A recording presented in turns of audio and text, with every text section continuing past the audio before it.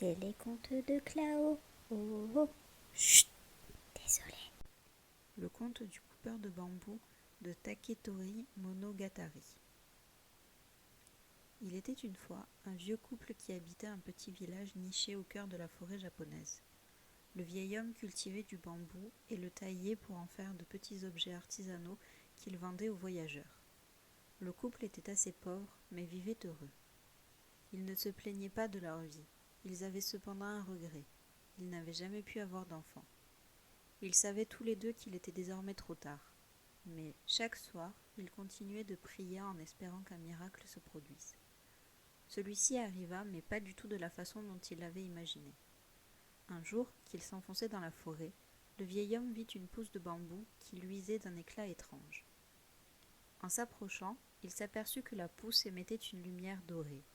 Sans hésiter un seul instant, il trancha la pousse de bambou pour essayer d'éclaircir ce mystère. À sa grande stupéfaction, il découvrait à l'intérieur du tronc un bébé. Il ramena le bébé chez lui et le montra à sa femme. Il s'agissait d'une adorable petite fille. Ils l'accueillirent dans leur modeste foyer comme un don du ciel et la nommèrent princesse Kaguya. De peur des questions qu'on pourrait leur poser, ils décidèrent de cacher son existence au reste des habitants, ce qui ne fut pas difficile car leur maison était un peu à l'écart du reste du village. Mais le miracle ne s'arrêta pas là pour ce modeste foyer. Désormais, à chaque fois que le vieil homme coupait une pousse de bambou, il y trouvait une pépite d'or. Ils acquirent ainsi suffisamment d'argent pour se soigner, acheter de beaux vêtements à la princesse et finirent par devenir riches. Le temps s'écoula, la maisonnée était heureuse. Le couple de vieillards ne se lassait pas de voir grandir leur petite fille.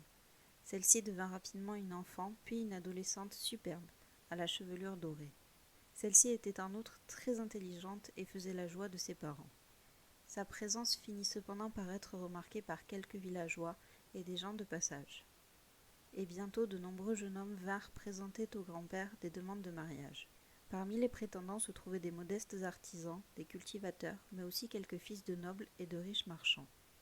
Le couple ne voulait que le bonheur de leur fille et décida que c'était à elle de choisir son futur mari. Pourtant, elle refusa tous ceux qui se présentaient à elle. Elle refusait les riches cadeaux qu'on lui faisait. La princesse Kaguya déclarait qu'elle voulait rester avec ses parents, qu'elle voulait leur rendre toute la bonté dont ils avaient fait preuve avec elle. Elle disait aussi qu'elle devait attendre. Mais le rythme des prétendants ne faiblissait pas. 5 d'entre eux se montrèrent même particulièrement insistants. Pour se débarrasser d'eux, la princesse Kaguya leur promit d'épouser celui qui réussirait à ramener en premier un objet de grande valeur. Au premier, elle demanda qu'il lui rapporte le bol en pierre utilisé par Bouddha lorsqu'il mendiait. Au second, elle demanda une branche à joyaux du mont Orei, la demeure des immortels. Au troisième, elle demanda la robe légendaire du rat de feu de Chine. Au quatrième, elle demanda le joyau que porte au cou un dragon sauvage. Enfin, au cinquième, elle demanda le trésor de coquillages des hirondelles. Ces tâches étaient bien entendu impossibles, et aucun d'entre eux ne réussit. Le premier tenta de duper la princesse Kaguya en lui ramenant un bol en pierre qu'il tenta de faire passer pour celui de Bouddha. Mais la pierre était terne et le prétendant fut renvoyé. Les 2 suivants ramenèrent aussi de faux objets et se virent congédiés. Le quatrième renonça lorsqu'il se trouva face à face avec le dragon. Le dernier enfin passa sa vie à chercher ce que pouvait être le trésor que lui demandait la princesse, sans jamais comprendre la signification de ces mots. Ainsi la réputation de la princesse Kaguya grandit encore, mais les prétendants se lassèrent et devenaient de plus en plus rares. L'empereur finit par entendre parler de cette étrange jeune femme, aussi belle qu'intelligente, mais qui refusait de se marier. Il se déplaça en personne et en tomba amoureux au premier coup d'œil. L'empereur proposa à Kaguya de l'épouser et de devenir ainsi l'impératrice du Japon. Mais une fois encore elle refusa en déclarant qu'elle ne pouvait devenir impératrice d'un pays qui n'était pas le sien, sans plus d'explications. Devenue une jeune femme à la fleur de l'âge, la princesse Kaguya continuait de faire le bonheur de ses parents. Mais les soirs de pleine lune, son visage se couvrait de mélancolie. Son expression était triste et heureuse à la fois. Elle se rendit alors au chevet du vieux couple et tenta de masquer le flot d'émotions qui la submergeait. Elle savait qu'il s'inquiétait pour elle. Il ne comprenait pas qu'elle refuse de se marier. Plusieurs fois, il lui avait dit qu'un jour il mourrait et qu'elle devait fonder un foyer. Kaguya les rassura. Elle leur expliqua son étrange conduite ainsi que son histoire. Kaguya était réellement une princesse, mais pas une princesse terrienne. Elle était née sur la Lune, et c'est pour échapper à une guerre céleste qu'elle fut envoyée sur Terre par le roi son père. Il lui avait ordonné d'y vivre, de rendre les gens heureux et de ne jamais révéler sa véritable identité. Mais depuis plusieurs mois maintenant, les soirs de pleine lune, il lui envoyait des messages. La guerre était terminée et il était temps pour elle de rentrer dans son royaume. Elle remercia une fois encore ses parents pour tout l'amour qu'ils lui avaient donné. Elle leur expliqua que c'était leur désir si intense d'avoir un enfant qui l'avait mené jusqu'à eux et que leur prière avait été entendue jusque sur la lune. La prochaine pleine lune arriva bientôt, et avec elle un vaisseau céleste auréolé d'une intense lumière descendit du ciel. Ayant gardé des relations amicales avec l'empereur, elle lui avait aussi annoncé son départ prochain. Mais celui-ci avait refusé de la voir partir.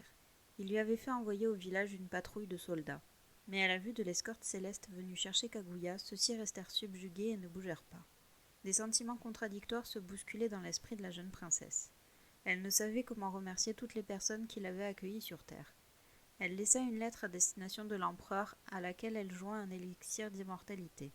Le garde qui prit le paquet lui remit en échange une splendide robe faite de plumes.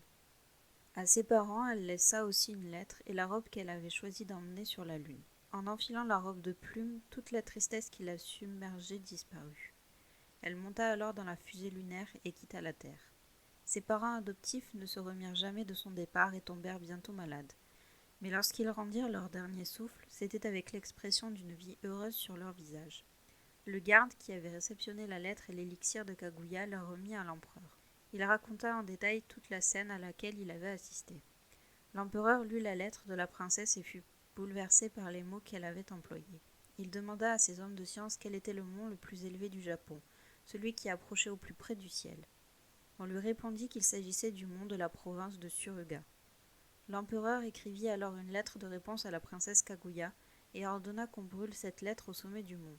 Il espérait ainsi que sa réponse parviendrait jusqu'à la princesse. Il ordonna aussi qu'on fasse brûler l'élixir en même temps car il assura qu'il ne désirait vivre éternellement sans jamais la revoir. Le mont en question ne portait pas de nom à l'époque et on décida de le surnommer le mont Éternité, en souvenir de cet événement. Oui, vous l'avez deviné, Éternité en Japon se dit Fuji. À l'époque, le mont Fuji était encore un volcan actif, et la légende raconte que la fumée qui s'en échappait provenait du message de l'empereur qui ne cessait de se consumer.